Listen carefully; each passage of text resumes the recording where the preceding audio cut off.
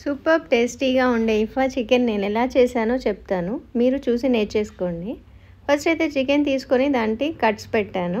దాని తర్వాత మంచిగా మా హస్బెండ్ని ఊహించుకొని ఒక చపాతీ కర్ర తీసుకొని ఆ చికెన్ మీద మంచిగా దంచాను. మస్తు హ్యాపీ ఫీల్ అయినా. తర్వాత ఒక బౌల్ తీసుకొని అందులో కొంచెం కర్డ్ తీసుకొని కొంచెం ఉప్పు, పసుపు, కారం, అల్లం వెల్లుల్లి పేస్ట్, ధనియా పౌడర్, జీలకర్ర powder, garam masala, chilli flakes, oregano వేసుకొని కొంచెం లెమన్ స్క్వీజ్ చేసుకొని బాగా కలుపుకొని పక్కన పెట్టుకున్నాను. దాని తర్వాత నేను ఆల్రెడీ కట్ చేసుకున్న చికెన్ మీద ఈ మ్యారినేషన్ వేసి మంచిగా ఈ పౌడర్తో మ్యారినేట్ చేసేసాను. చేసి ఫ్రిడ్జ్లో ఒక 1 అవర్ పెట్టాను.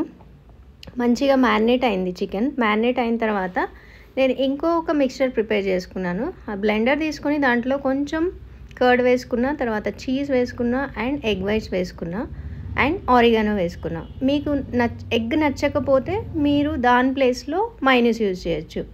ఇప్పుడు ఒక ప్యాన్ తీసుకున్నాను. దాంట్లో కొంచెం ఆలివ్ ఆయిల్ వేసుకొని ఈ ఆల్రెడీ మ్యారినేట్ చేసుకున్న చికెన్ వేసుకొని మంచిగా ఫ్రై చేసుకున్నాను. ఫ్రై చేసుకునేటప్పుడు ప్రాపర్గా లిడ్ వేసి అండ్ చాలా లో ఫ్లేమ్ మీద ఫ్రై చేశాను. ఎందుకంటే హై ఫ్లేమ్ మీద పెడితే చికెన్ మాడిపోతుంది అండ్ లోపల సరిగా ఉడకట్లేదు. ఫస్ట్ అయితే హై ఫ్లేమ్ పెట్టి చూసాను, బట్ సరిగా ఉడకలేదు. సో తర్వాత లో ఫ్లేమ్ మీద చాలాసేపు మంచిగా ఫ్రై చేశాను. చేసిన తర్వాత అది ఫ్రై అయిపోయిన తర్వాత నేను ఆల్రెడీ ప్రిపేర్ చేసుకున్న కర్డ్ మిక్చర్ ఏదైతే ఉందో అది తీసుకొని దాని మీద వేసి ఒక 10 మినిట్స్ మంచిగా చాలా లో ఫ్లేమ్ మీద ఉడికించాను. టేస్టీ ఇఫా చికెన్ అయితే రెడీ. దాన్ని నేను సర్వ్ చేసుకున్నాను. చాలా చాలా చాలా టేస్టీగా ఉంది.